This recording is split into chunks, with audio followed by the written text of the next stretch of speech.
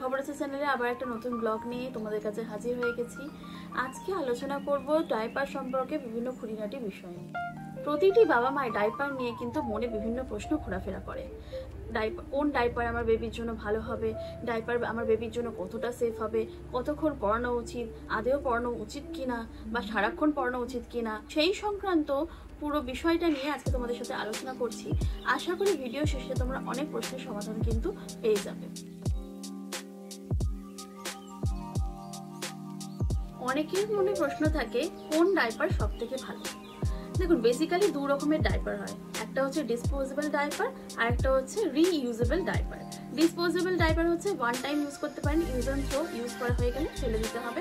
আর reusable ডাইপারটি হচ্ছে আপনাকে sterilise করে ধুয়ে আবার সেটাকে ইউজ করতে। দুটো ডাইপারের মধ্যে কম্পেয়ার করি তাহলে ডিসপোজেবল ডাইপারটা কিন্তু কস্ট ইফেক্টিভ হয়, মানে একবার ইউজ করে সেটাকে ফেলে দিতে হয়, সে কারণে প্রচুর পরিমাণে প্রয়োজন হয়, ডাইপারের সংখ্যায় বেশি কিনতে হয়, সে কারণে আপনার সেক্ষেত্রে কস্টটা বেশি লাগে।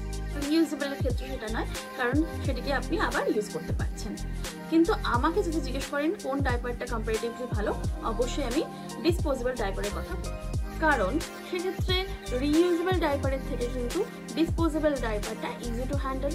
দ্বিতীয় হচ্ছে রিইউজেবল ডাইপার আপনাকে ব্যবহারের ক্ষেত্রে আপনাকে সেটাকে স্টেরিলাইজ করতে হবে, বাট ডিসপোজেবল ডাইপারের ক্ষেত্রে সেটি নয়, ইউজ হয়ে গেলে সেটাকে আপনি ফেলে দেবেন বা চেঞ্জ করে দেবেন। আরেকটা বিষয় হচ্ছে ডিসপোজেবল ডাইপারের ক্ষেত্রে দেখা গেছে তার অ্যাবজর্বেশন পাওয়ারটা কিন্তু রিইউজেবল ডাইপারের থেকে অনেকটা বেশি। তবে হ্যাঁ, অবশ্যই আপনি বাবা মা হিসেবে কোনটা আপনার সন্তানের জন্য ইউজ করতে পারছেন, মানে কোনটা ইউজ করে আপনি বেশি স্যাটিসফাইড, সেটা ডেফিনেটলি আপনার উপর ডিপেন্ড করছে। ডিসপোজেবল ডাইপার আবার দু রকমের হয়, একটি প্যান স্টাইলের হয় আর একটা জিপ বা টেপ স্টাইলের হয়। ডেফিনেটলি আমি বলবো জিপ দেওয়া বা টেপ দেওয়া ডাইপারটা বেটার অপশন, কারণ সেক্ষেত্রে সেখানে এয়ার সার্কুলেশনটা অনেক বেশি পরিমাণে হতে পারে। আপনি যতটা ইচ্ছা টাইট বা লুজ করতে পারেন। আপনি যখন চেঞ্জ করছেন, মানে যখন ও পটি বা ইউরিন করে ফেলছে, আপনি যখন সেটাকে খুলছেন, খোলাতেও অনেক ইজি হয়। সিম্পলি এটাকে মানে জিপটাকে বা টেপটাকে খুলে দিলে সেটা খুলে ইজিলি বেরিয়ে আসে। যেখানে প্যান্টের ক্ষেত্রে, প্যান্ট স্টাইলের ক্ষেত্রে অনেক সময় স্টিকিনেস বেশি থাকে, অনেক সময় খোলার সময় স্টুল করলে বেবি সেটা অনেক সময় ঠিকভাবে ঠিক মতো করে না খুললে অনেক সময় সেটা ছড়িয়ে যাওয়ার চান্সেস থাকে। সেক্ষেত্রে disposable diaper definitely better option. Pant style use করেন বা জিপ দেওয়া ইউজ করেন বা ডিসপোজেবল ডাইপার ইউজ করেন বা রিইউজেবল ডাইপার ইউজ করেন, রুলস আছে যেগুলো আমাদেরকে ফলো করতে হবে বা কিছু নিয়ম আছে যেগুলো আমাদেরকে মাথায় রাখতে হবে। প্রথমেই বলি, ওজন অনুযায়ী কিন্তু আপনাকে ডাইপার পারচেস করতে হবে। ওয়েট রেঞ্জ অনুযায়ী কিন্তু ডাইপার পাওয়া যায়, প্যাকেটের উপর লেখা থাকে, আপনার বেবির ওয়েট অনুযায়ী আপনি সেটিকে পারচেস করুন। পয়েন্ট নাম্বার 2, ভালো ব্র্যান্ড ইউজ করুন। ডেফিনেটলি যে ব্র্যান্ডটা আপনি পারচেস করছেন সেটার আগে স্মল প্যাক কিনুন, সেটা ইউজ করে দেখুন, সেটা যদি আপনার সুইটেবল মনে হয় তাহলে আপনি সেটার বড় প্যাক কিনুন এবং সেটা আপনি ইউজ করতে থাকুন। যেই ডাইপারই ইউজ করুন সেটা কিন্তু 2 থেকে 3 ঘন্টার বেশি রাখতে দেবেন না, তারপরে কিন্তু চেঞ্জ করে নেবেন। আসলে ইউরিন বা স্টুল কিন্তু বেশিক্ষণ থাকলে স্কিনে ইরিটেশন তৈরি করতে পারে, তাই সেক্ষেত্রে অবশ্যই মাথায় রাখবেন, টাইম দেখে কিন্তু ডাইপারটাকে অবশ্যই চেঞ্জ করিয়ে নেবেন। 2 থেকে 3 ঘন্টার বেশি কিন্তু অপেক্ষা করবেন না, বা 2 থেকে 3 ঘন্টার বেশি কিন্তু পরিয়ে রাখবেন না ডাইপারটাকে। এবার যখন আপনি চেঞ্জ করাচ্ছেন তখন কিছু নিয়ম আপনাকে কিন্তু মেনে চলতে হবে বা কিছু জিনিস আপনাকে মাথায় রাখতে হবে। আপনার হাত স্যানিটাইজ করতে হবে বা হাইজিন মেনটেন করতে হবে, হ্যান্ড ওয়াশ করতে হবে। হাত ধোয়ার পর ওর ডাইপারটা যখন চেঞ্জ করছেন, সেটা চেঞ্জ করে দেওয়ার পর সেই জায়গাটিকে, মানে আপনার বেবির জেনাইটাল পার্ট বা প্রাইভেট পার্টটিকে ভালো করে ক্লিন করে পরিষ্কার করে সেটিকে ড্রাই করুন, শুকনো করুন। শুকনো করার জন্য আলাদা করে পাখা বা কিছু ইউজ করার দরকার নেই, নর্মালি সেটাকে জায়গাটাকে কিছুক্ষণ খুলে রাখুন। খুলে রাখার পরে কিন্তু নেক্সট আবার আপনি যখন পরাবেন তার আগে কিন্তু জায়গাটা যেন শুকনো থাকে।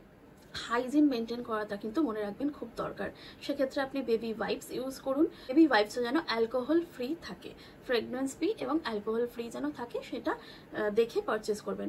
আমি আমার বেবির জন্য যে ডাইপারটা ইউজ করি এবং আমি আমার বেবির জন্য যে ওয়াইপসটা ইউজ করি সেটা ডেসক্রিপশন বক্সে আমি শেয়ার করে দিচ্ছি, লিঙ্কটা চেক করে নেবেন। ডাইপার চেঞ্জ হয়ে গেল, এবার ডাইপার যেটা ইউজ হয়ে গেছে, যেটা আপনি চেঞ্জ করলেন, পটি বা ইউরিন করেছে, সেটিকে একটি কোনো বন্ধ জায়গায় আর কি সেটাকে বেঁধে বা সেটিকে বন্ধ জায়গায় রাখুন। সেটাকে ঘরের মধ্যে কোথাও খুলে রাখবেন না, সে থেকে কিন্তু আপনার ব্যাকটেরিয়া ছড়াতে পারে। এবং সেই একই ঘরে হয়তো আপনার বেবিও থাকছে, সেক্ষেত্রে মাথায় রাখবেন হাইজিনটা মেনটেন করা কিন্তু সবার আগে দরকার। তাই ওই ডাইপারটাকে কিন্তু কোনো বন্ধ জায়গায় বা কোথাও ফেলে দিন বা কোথাও বন্ধ জায়গায় সেটাকে রাখুন, ঘরের মধ্যে সেটা যেন খোলা অবস্থায় কোনোভাবেই না থাকে, সেটাও মাথায় রাখতে হবে পাশাপাশি। এরপরে মোস্ট ইম্পর্টেন্ট পয়েন্ট হচ্ছে ডাইপার ফ্রি টাইম। ডাইপার যখন ইউজ করছেন আপনার বেবিকে কিন্তু ডাইপার ফ্রি টাইমটাও দেওয়া খুব প্রয়োজন। একটা ডাইপার আপনি যখন চেঞ্জ করছেন তৎক্ষণাৎ আপনি সেটাকে ওয়াশ করে শুকনো করছেন, তারপরে আপনাকে ডাইপার ফ্রি টাইমটা দিতে হবে।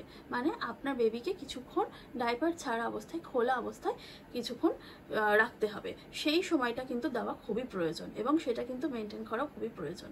ডাইপার ফ্রি টাইম দিলে আপনার বেবিকে, ডাইপার ফ্রি থাকলে, ডাইপার খোলা অবস্থায় থাকলে আপনার বেবির স্কিন ড্রাই হবে, শুকনো থাকবে এবং স্কিন কিন্তু খুব ভালোও থাকবে।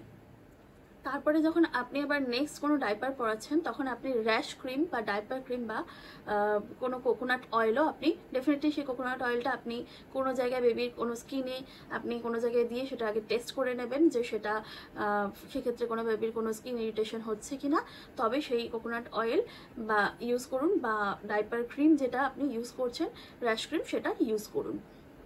এবং সেটা অ্যাপ্লাই করার পর, সেটা লাগানোর পর কিন্তু সাথে সাথে আবার ডাইপার পরিয়ে দেবেন না, সেটাকে স্কিনের সাথে মেলাতে সময় দিন, সেটাকে শুকনো হওয়ার সময় দিন, তারপরে আপনি আবার নেক্সট ডাইপারটা পরান। আচ্ছা, অনেকে মনে করেন যে এই ডাইপারটা র্যাশের মানে কোনো পার্টিকুলার কোনো ব্র্যান্ডের ডাইপার হয়তো সেটার কারণে র্যাশ হচ্ছে বেবির প্রাইভেট পার্টে, বাট সেটা কিন্তু ঠিক নয়, সেটা কিন্তু অ্যাকচুয়ালি হয় না।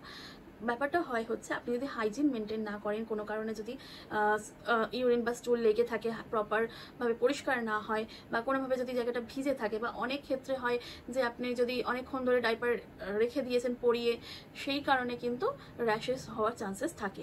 বা যদি আপনি ওয়াইপসটা অ্যালকোহলিক মানে যদি আপনি যে ওয়াইপসটা ইউজ করছেন সেটা যদি অ্যালকোহল ফ্রি না হয় তাহলে সেক্ষেত্রেও কিন্তু র্যাশ হওয়ার চান্সেস থাকে। বাট কোনো ব্র্যান্ড বা কোনো কিছু মানে কোনো ডাইপারের জন্য কিন্তু বেসিক্যালি র্যাশটা হয় না। অনেকের প্রশ্ন হচ্ছে সারাদিন কি বাচ্চাকে ডাইপার পরিয়ে রাখা যায়? হ্যাঁ, রাখতে পারেন, তবে সেক্ষেত্রে যে জিনিসগুলো বললাম আপনি হাইজিন মেনটেন করতে হবে, ডাইপার ফ্রি টাইমটা কিন্তু অবশ্যই দিতে হবে এবং সেক্ষেত্রে আপনার বেবিকে কিন্তু যে ডাইপারটা ইউজ করাচ্ছেন সেই ডাইপারটা কিন্তু টাইমলি মেনটেন করে কিন্তু সেটাকে চেঞ্জ করতে হবে। এই জিনিসগুলো আপনি মেনটেন করতে পারেন তাহলে ডেফিনেটলি আপনি সারাক্ষণ বেবিকে ডাইপার পরিয়ে রাখুন। তবে অবশ্যই আবারও বলছি যে আপনার বেবিকে কিন্তু ডাইপার ফ্রি টাইমটা ডেফিনেটলি দিতে হবে, ওকে কিন্তু ডাইপার ছাড়া কিছু সময় রাখতে হবে। শেষে অনুরোধ একটাই, ভিডিওটা ভালো লাগলে লাইক, শেয়ার অ্যান্ড সাবস্ক্রাইব করে দেবেন এবং পাশে থাকা বেল আইকনে প্রেস করে অল নোটিফিকেশন অন করে দেবেন, যাতে করে নেক্সট আপডেটসগুলো কিন্তু সময় মতো আপনার কাছে পৌঁছে যায়। এবং কমেন্ট করে যদি এই ভিডিও সংক্রান্ত কিছু জানার থাকে অবশ্যই জানাবেন। দেখা হচ্ছে খুব তাড়াতাড়ি। পরের ভিডিও আমি যে বিষয় নিয়ে আসতে চলছি সেটা হচ্ছে আমি আমার বেবিকে কি ব্র্যান্ডের ডাইপার ইউজ করাই এবং কি প্রসেসে ইউজ করাই সেই সম্বন্ধে। দেখা হচ্ছে খুব তাড়াতাড়ি। ভালো থাকবেন, নমস্কার।